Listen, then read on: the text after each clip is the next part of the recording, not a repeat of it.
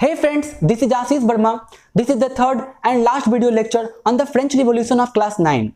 If you have not seen the first two parts of these videos, kindly check out the description. You will get the link of my previous videos. So friends, हमने first video lecture में पढ़ा था French society during late 18th century, जिसमें हमने बात करा था कि किस तरह फ्रांस में तीन तरह के स्टेट्स होते थे और वहां पर किस तरह से सबसिस्टेंस क्राइसिस हुई थी। एंड सेकंड वीडियो लेक्चर्स में हम लोगों ने पढ़ा कि किस प्रकार आउटब्रेक ऑफ द रिवॉल्यूशन हुआ, लोगों ने गवर्नमेंट को मोनार्की सिस्टम को अबॉलिश करने के लिए मजबूर कर दिया।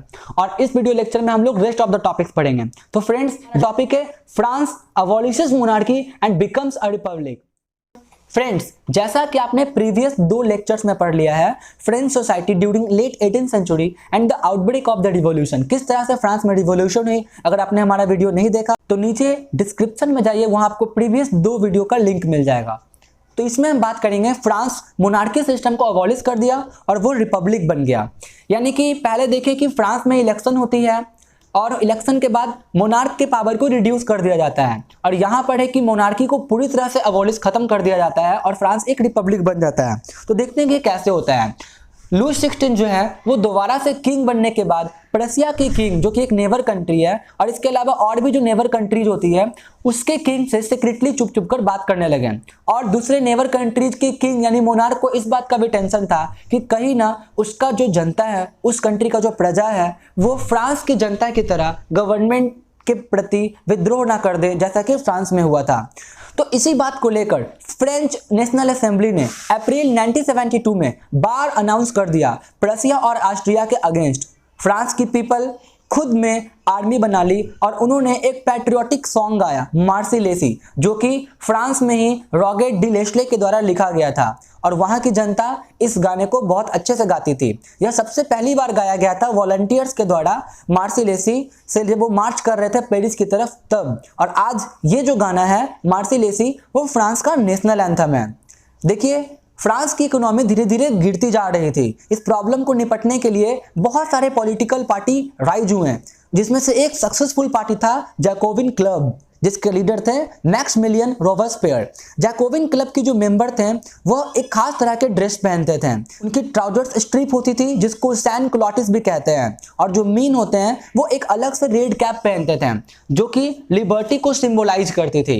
10 अगस्त 1792 को लोगों ने गवर्नमेंट यानी किंग लुई 16 के बिल्डिंग पे अटैक कर दिया और उनको अरेस्ट कर लिया, क्योंकि लोगों को लगता था कि ये जो हाई प्राइसेस ऑफ फूड है और जो महंगाई है, इसके लिए कहीं ना कहीं किंग रिस्पॉन्सिबल है। और इसके बाद फिर से इलेक्शन होता है और एक नया असेंबली कन्वेंशन का चुनाव होता है।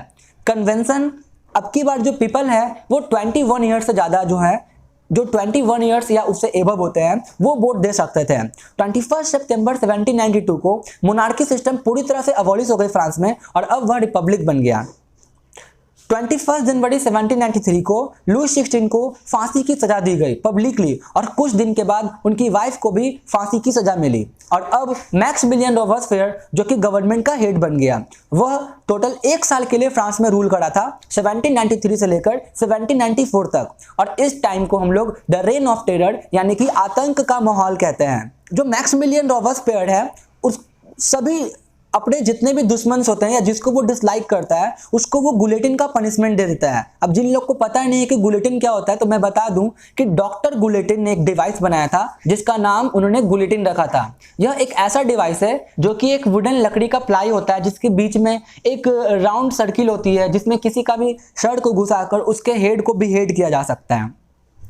तो डॉक्टर गुलेटिन ने इस डिवाइस को बनाया था ताकि वो किसी भी क्रिमिनल्स को इस गुलेटिन का सजा मिले। अब देखते हैं कि मैक्सिमिलियन रोबेस्पियर, जो कि जैकोबिन क्लब के लीडर थे, उसने अपने रूल के टाइम में, उसने अपने रूलिंग टाइम में क्या क्या किया। सबसे पहला, उसने जो वेजेस होती है लोगों पे, जो सैलरी होती है, उस पर उसने लिमिट लगा दिया। उसने अमाउंट ऑफ ब्रेड और मीट पे भी लिमिटेशन लगा दिया। कोई भी इंसान एक बार में एक ब्रेड खरीद सकता था। उसने फार्मर के हार्वेस्ट पर फिक्स रेट लगा दी, और जो कॉस्टली ब्रेड होती है, जो कि व्हाइट फ्लोर से बनती है, उसको बैन कर दिया गया फ्रांस में। तो यहाँ पर फ्रांस में ब्रेड से क्वालिटी लाने की कोशिश की जा रही है बाय मैक्सिमिलियन रोबेस्पियर।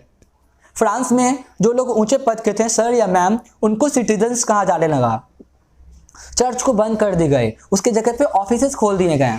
फाइनली जो लोगों ने जुडिशरी सिस्टम में जज चुना था उसने मैक्सिमिलियन रोबेस्पियर को कन्विक्टेड यानी कि दोषी पाया और जुलाई 1794 में मैक्सिमिलियन रोबेस्पियर को अरेस्ट कर लिया और अगले दिन उसको भी डॉक्टर गुलेटिन वाला गुलेटिन का डिवाइस पर चढ़ा दिया गया और इस तरह जैकोबिन क्लब जो है उसका गवर्नमेंट फॉल ऑफ हो गया। और जब जैकोबिन क्लब का गवर्नमेंट खत्म हो गया तो मिडिल क्लास वाले लोग पावर में आ गए। यहाँ पर उन्होंने एक नए कॉन्स्टिट्यूशन बनाए और जिसके अनुसार वैसे लोग जिनके पास खुद की जमीन है वो वोट दे सकते हैं और उन्होंने लेजिस्लेटिव काउंसिल भी चुने, वो भी 2।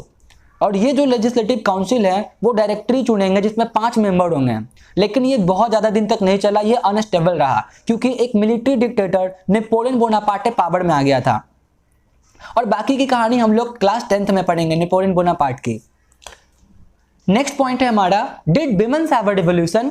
फ्रेंड्स, वुमेन का भी एक क्रूशियल रोल रहा था फ्रांस में क्योंकि वुमेन को बहुत ही कमजोर समझा जाता था फ्रांस में और उनको बेसिक नीड से डिप्राइव करा जाता था।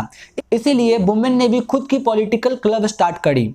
ये लगभग 60 नंबर्स में थे और इसमें से एक सक्सेसफुल वुमेन्स पार्टी का नाम है the society of revolutionary and republican women. इनकी डिमांड थी equal political rights, right to vote and political representation. Women चाहती थी कि उनको भी सोसाइटी में इक्वल राइट्स मिले, उनको भी राइट टू वोट मिले और वो भी पॉलिटिकल रिप्रेजेंटेशन चाहती थी। और वुमेन जो थी वो 1791 के कॉन्स्टिट्यूशन से बहुत ही ज़्यादा डिसअपॉइंट यानी कि निराश थी क्योंकि यहाँ पर वुमेन को पैसिव सिटीजन में रखा गया था। फ्रेंड्स, वुमेन्स के लिए जो नए लॉ बनाए गए वो कुछ इस प्रकार थे। वुमेन्स के लिए स्कूल्स बनाए गए, एजुकेशन कंपलसरी कर दिया गया, फोर्स गर्ल मैरिज को बैन कर दिया गया, मैरिज जो है अब एक कॉन्ट्रैक्ट के रूप में आ गया और अब ये सिविल लॉ के अंडर रजिस्टर किया जाता था, डिवोर्स को लीगल बना दिया गया। वुमेन जो थी उनको ट्रेंड किया जाने लगा ताकि वो खुद की एक न्यू बिजनेस स्टार्ट कर सके। और उसी समय द रेन ऑफ टेरर के टाइम में जो वुमेन क्लब था उसको बैन कर दिया गया था। और आपको याद होगा the reign of terror by Maximilien Robespierre, उस समय वुमेन क्लब को बैन कर दिया गया था। लेकिन अब वुमेन को उनकी राइट्स मिल रही है और अभी भी वुमेन को पॉलिटिकल राइट्स उतनी नहीं मिली है, बट इन 1946 वुमेन को राइट टू वोट फाइनली मिल गया। तो फ्रेंड्स, हमारे पास नेक्स्ट टॉपिक है the abolition of slavery system. Friends, America में भी कुछ फ्रांस के कॉलोनी थे जैसे Guadeloupe, San Domingo and Martinique in Caribbean region of America. France जो है टोबैको, शुगर, इंडिगो और कॉफी वहां से एक्सपोर्ट करता था। European people Caribbean region of America में वर्क करना नहीं चाहते थे, इसीलिए कैरेबियन रीजन ऑफ अमेरिका में वर्कर का शॉर्टेज हो गया।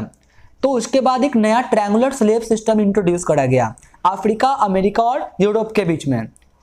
यहाँ पर क्या होता है कि फ्रांस जो है वो मर्चेंट को लाते हैं अफ्रीका से। अफ्रीका उस समय बहुत ही गरीब देश था और वहाँ के जो ब्लैक पीपल होते हैं उनको नेग्रोस कहा जाता है।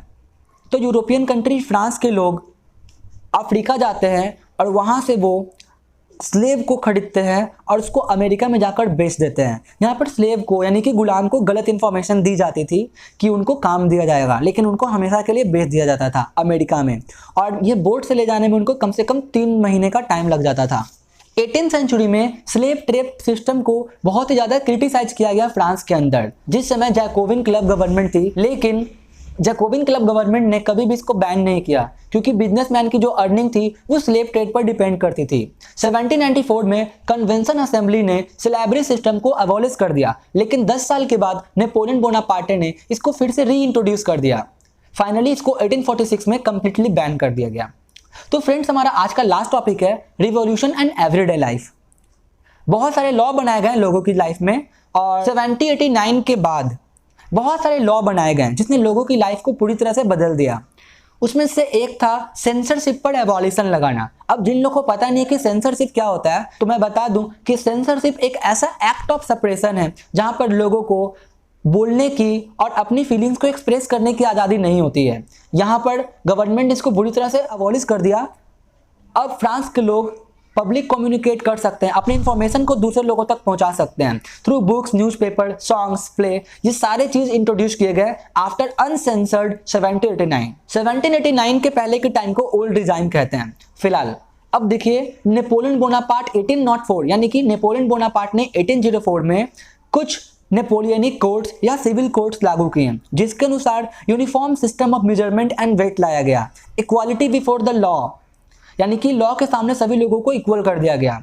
यहाँ पर लोगों को प्राइवेट प्रॉपर्टी की प्रोटेक्शन दी गई और तो और किसानों का जो ड्यूज होता है, जो टैक्स होता है, उसको माफ कर दिया गया और भी बहुत कुछ। लेकिन धीरे धीरे नेपोलियन अपना एम्पायर को इंक्रीज कर रहा था, जिसके कारण रसिया, प्रेसिया, ऑस्ट्रिया एंड ब्रिटेन ने मिलकर नेपोलियन बोनापार्ट के साथ लड़ाई करी, जिसको कहते हैं बैटल ऑफ वाटरलू इन 1815, जिसमें नेपोलियन बोनापार्ट बुरी तरह से हारा गया और फ्रांस में फिर से बुर्बो डायनेस्टी इंट्रोड्यूस किया गया, जिसके बारे में हम आगे अगले क्लास में पढ़ेंगे 10th में।